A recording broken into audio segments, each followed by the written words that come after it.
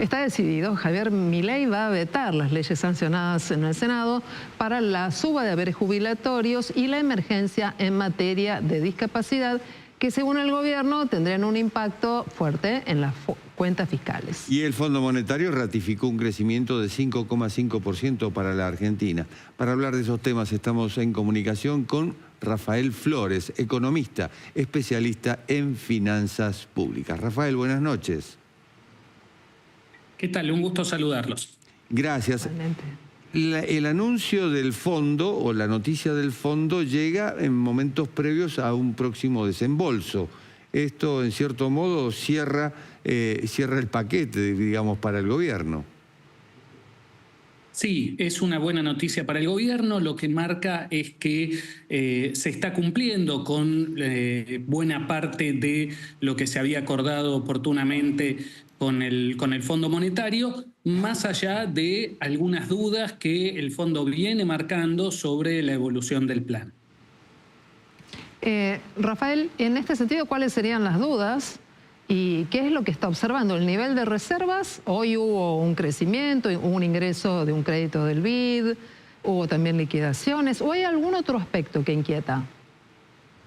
Yo creo que hay dos aspectos. El central es el de las reservas. Porque la falta de acumulación de reservas marca, por un lado, las dificultades que tendría el Banco Central para enfrentar una situación de corrida cambiaria. Y por otro lado también está marcando lo que todos los argentinos ven permanentemente a diario, que es que el dólar está barato. Y cuando el dólar está barato, en Argentina tendemos a comprarlo esperando que en algún momento suba.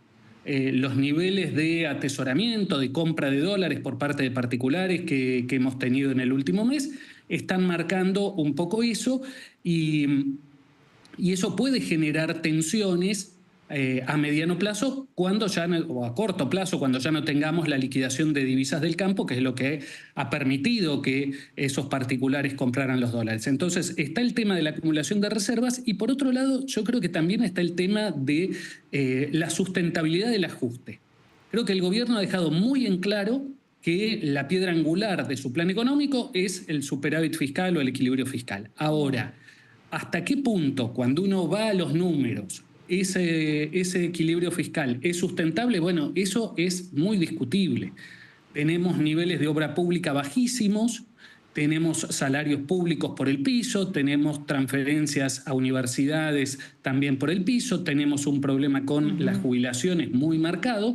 Entonces, ¿cómo va a hacer el gobierno para mantener o incluso profundizar esas reducciones de gastos?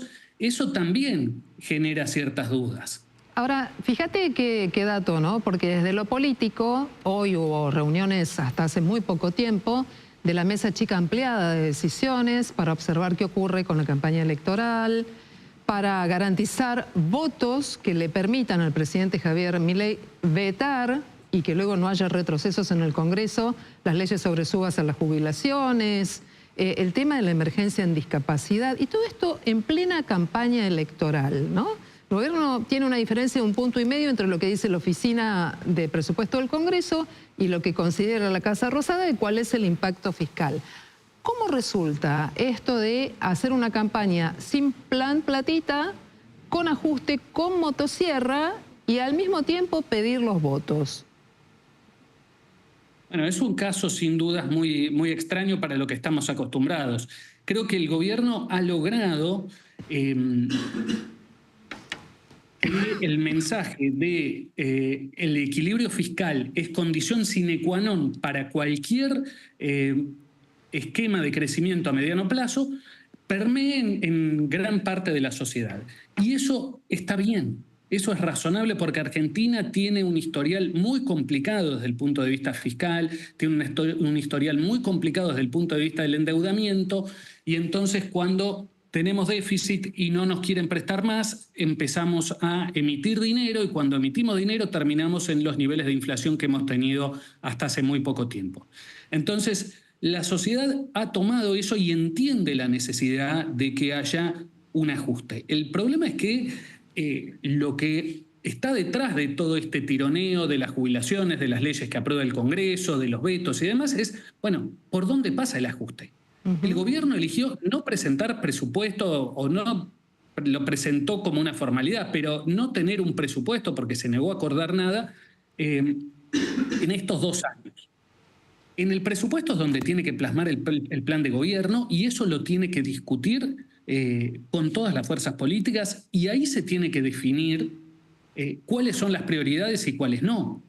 Entonces, estamos en un juego bastante perverso donde el gobierno se guarda la potestad de decidir qué se puede hacer y qué no, donde no abre los números para que eso se pueda discutir, se refugia en el apoyo que le da buena parte de la sociedad a partir de los éxitos que ha tenido hasta ahora el plan económico y desde el lado de la oposición se juega a aumentar el gasto en todo lo que se pueda para que el gobierno tenga que vetar y quede expuesto en esta situación. Bueno, es lo más lejano que podríamos pensar de un acuerdo donde se establezcan determinadas prioridades, se diga necesitamos mantenernos dentro de estos parámetros fiscales, ahora vamos a discutir cuáles son los sectores que se priorizan y cuáles no.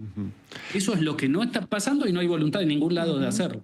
El Fondo Monetario no solo espera que aumenten las reservas, sino también una expansión del Producto Bruto Interno, 5,5% este año, 4,5% el año que viene. ¿Cómo se hace? Bueno, ahí yo creo que es una estimación optimista, pero posible, en tanto y en cuanto el gobierno logre mantener las variables macroeconómicas medianamente bajo control. Lo cual no está para nada asegurado. Si el gobierno logra ir teniendo un deslizamiento del dólar hacia arriba, que no sea un salto brusco, que no genere temores, que no se vaya automáticamente a precios, y a partir de ese equilibrio en el mercado cambiario, como ha pasado en este último tiempo, puede mantener el nivel de equilibrio fiscal que ha venido logrando hasta ahora.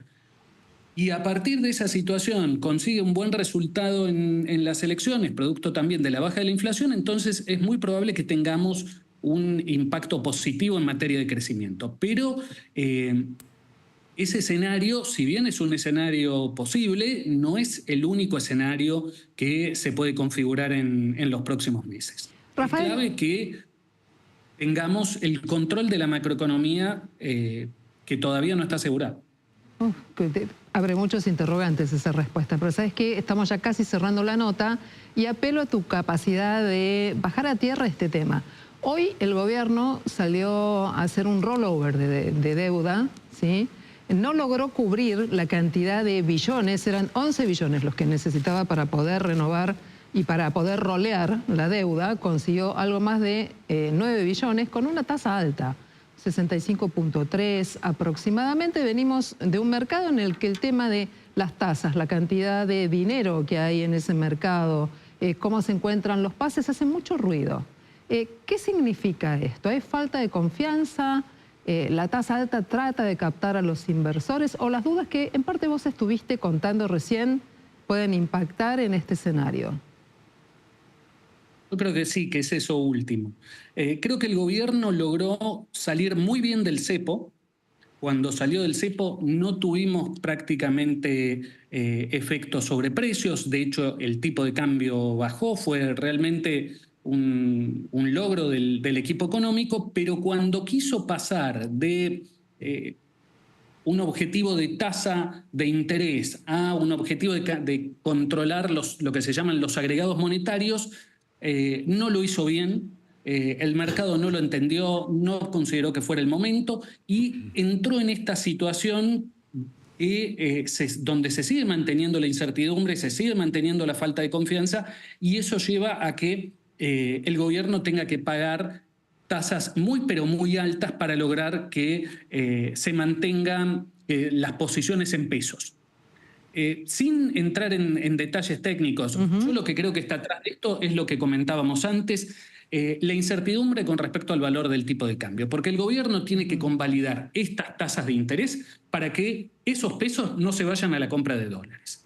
Entonces, porque si se van a la compra de dólares, eso va a generar, ahí sí, un salto brusco del tipo de cambio y eso va a impactar en los precios. Entonces el gobierno está diciendo, voy a pagar lo que tenga que pagar para que estos pesos no se vayan al dólar. Y el mercado está diciendo, mirá que no te creo. Mirá que no te creo que puedas mantener, o no sé si no te creo, pero digamos, tengo dudas de que puedas mantener el tipo de cambio en estos valores. Hace unos años se decía que un argentino era una persona que entendía instantáneamente el significado de la palabra trucho. Yo creo que podemos decir, actualizándolo, que un argentino es alguien que entiende instantáneamente cuando el dólar está atrasado. Bien. Consejo para el pequeño ahorrista, Rafael, cortito, por favor. ¿Qué hace? ¿Se queda en pesos o pasa a dólar?